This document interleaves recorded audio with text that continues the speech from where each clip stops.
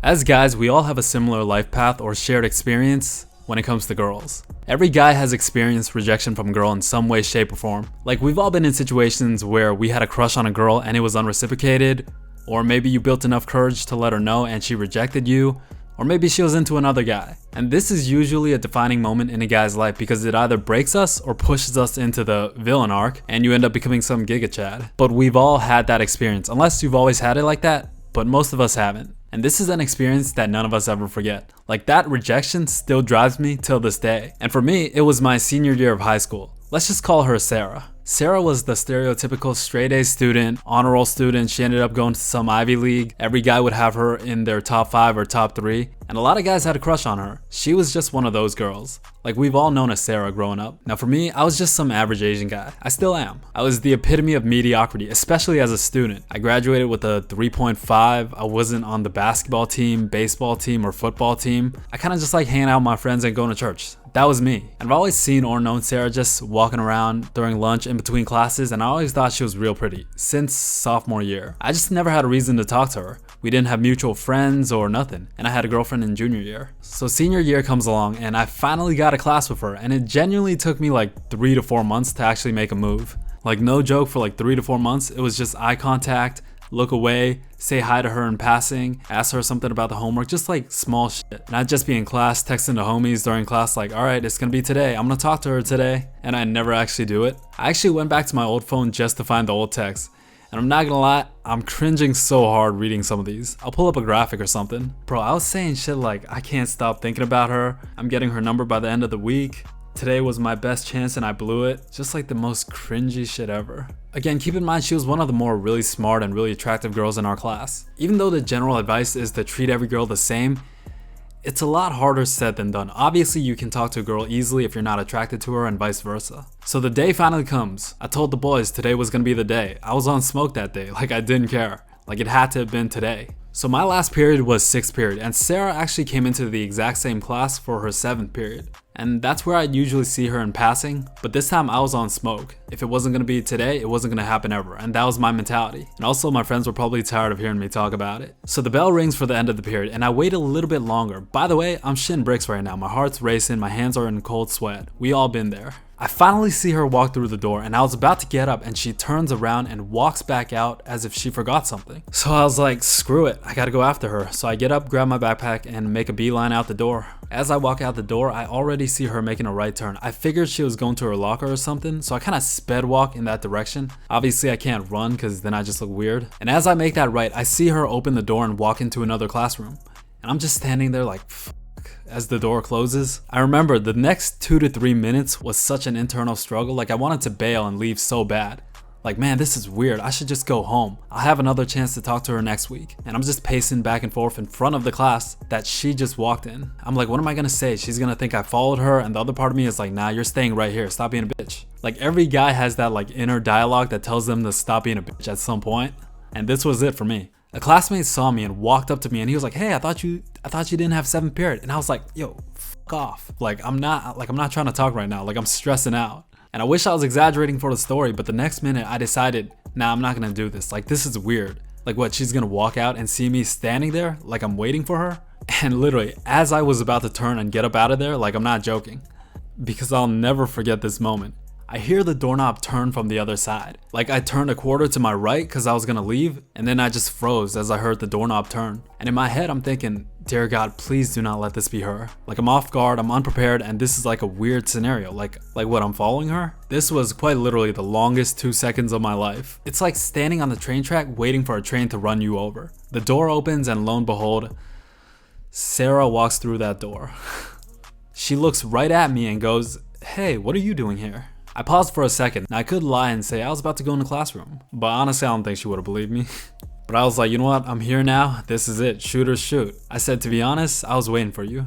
I thought she was gonna be a bit weirded out, but she actually said, oh, okay, with a relief. And I was kind of confused, but I wasn't complaining. And immediately the vibe changed and I was like, you wanna just talk? And she was like, yeah, sure, I gotta go to my locker first. So we ended up walking and talking for like a good 10 to 15 minutes.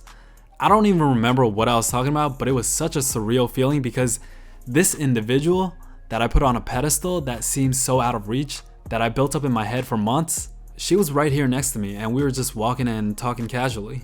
Like, bro, that was one of the best feelings ever, and I'll never forget it because the amount of courage that took at that time. Like, obviously now if I saw an attractive girl, I wouldn't think twice to go up to her.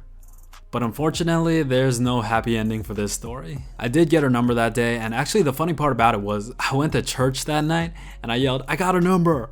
And it was like such a W for the boys. Like, they were so happy for me. I'll never forget that. I ended up texting her that night, but she ended up responding like 24 hours later with like a 2-word response. And I was like, damn, she's not with it at all. But that wasn't the bad part, by the way. Later on, she hits me with a text that I'll never forget because it still drives me till this day. So prom season comes along and I was actually dead set on not going to prom. Like, I'm not wasting $75 for a ticket. It takes like $200, $300 to rent a tux and shirt and tie and just to dance to music for 4 hours. Like, I'm not doing that. And one of my homies was like, "Come on, bro, this is a once in a lifetime opportunity." And I was like, nah, I don't really care. So it was the week of prom and I was chilling at church. One of my homies, or at least thought was my homie, he told me, "Hey, I heard Sarah was going alone." And I started smiling and he's like, "Yeah, she doesn't have a date." And before I respond, he says, "I asked if she would go with you, but she said it'll be awkward because she doesn't know you that well." And I'm like, why would you do this? There's no angle where that works out, because now I just look like a bitch and now it's even more weird. And now I'm just thinking I'm gonna go KMS. Like, it's over, it's done. Like, there is no recovering from this. But my other friend who wanted to go to prom drew this scenario in my head. He was like, "Bro, imagine a slow song comes on and all her friends have dates. The lights go dim, kind of like the bullshit you'd see in Hollywood movies. She goes over and sits down by herself. That's where you come in, bro." And I'm standing there thinking, yeah, that is where I come in. Like, he drew this whole scenario in my head. And the next morning, I text my friend, "We're going to prom." By the way, it's like 3 to 4 days away. So I drive downtown, and this is how much of a simp I was. I go downtown, go get fitted for a tux and everything, go pick it up the next day, buy my ticket, buy 2 different dress shirts and ties, and I ended up dropping like $400 for 4 hours of dancing and music. So we show up to prom, and I'm hyped because I drew this bullshit scenario in my head. And this whole time, I'm thinking about one thing. I'm looking for Sarah. Bro, I was such a simp. As I walk into the room, I see her walking towards me. She looked beautiful. I'm not gonna act like it was the whole Hollywood cliche movie scenes where the guy sees the girl and everything else disappears and time slows down. It wasn't like that, but she was beautiful. She smiles, says hi to me, and I freeze up again. I gave her one of these. The eyebrow raise, head nod with a slight hand wave. She walks by me, I turn around, and guess what? Sarah has a date. And bro, when I tell you I'm heated, I spent the next hour or two sitting and doing this. Because I've just been set up, hoodwinked, bamboozled, led astray, and straight out deceived. Shout out Stephen A. Smith. I didn't even want to come. I don't dance. I spent a bunch of money. Like, $400 is a lot of money, especially when you're in high school. It's almost everything. And I'm just seeing red, like I need to catch a fade. Someone, my homie, a teacher, women, children, a dog, the principal, someone needs to catch a fade. Like, bro, I gotta run my ones. The 4 hours go by, prom ends. My friends and I, we end up going to a Buffalo Wild Wings afterwards. And bro, I'll never forget this moment. I'm just sitting there, eating wings, depressed, angry, feeling set up. If you've ever felt like a loser in your life, right? Just imagine 4 dudes eating Buffalo Wild Wings after prom, no girls, I've been set up, deceived, hoodwinked, wasted 4 hours, and all this money. Like, it's bad.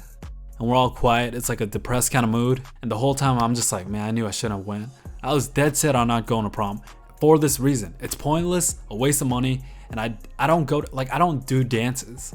And that night I'm just laying in my bed, and it's like, you're not even sad anymore. You're just kind of like angry, annoyed.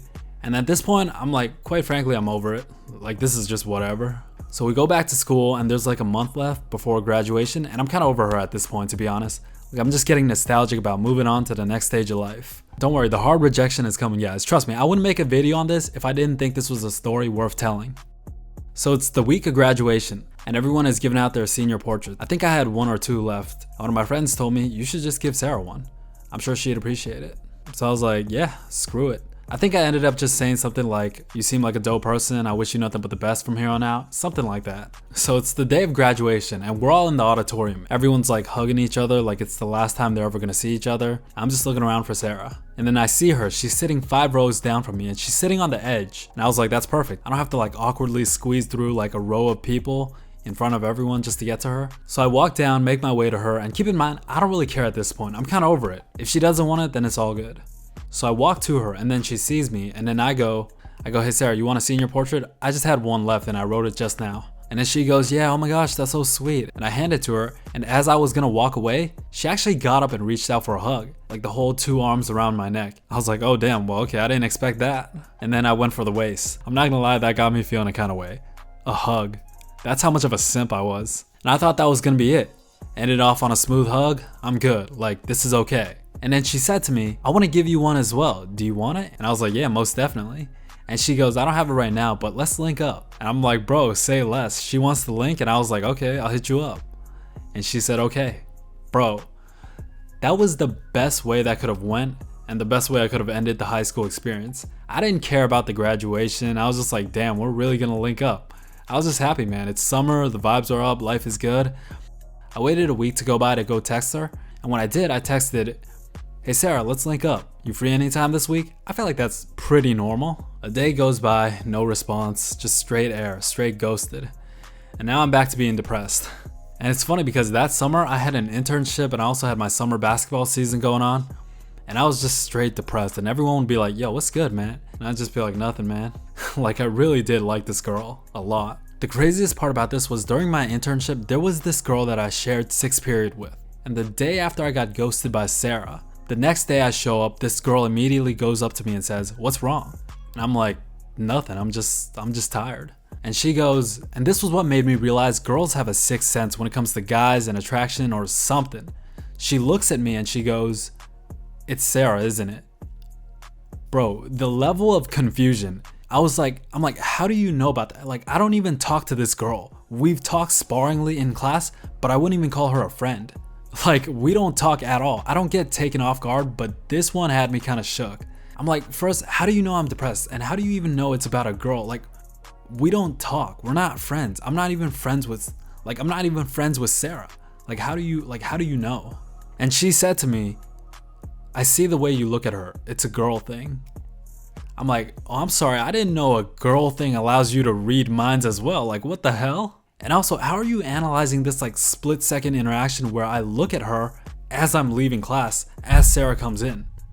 I don't know, maybe I was just making it real obvious, but I'll never forget that. That was kind of crazy. So as summer goes on, during one of my games, one of Sarah's friends actually showed up to watch someone on the other team.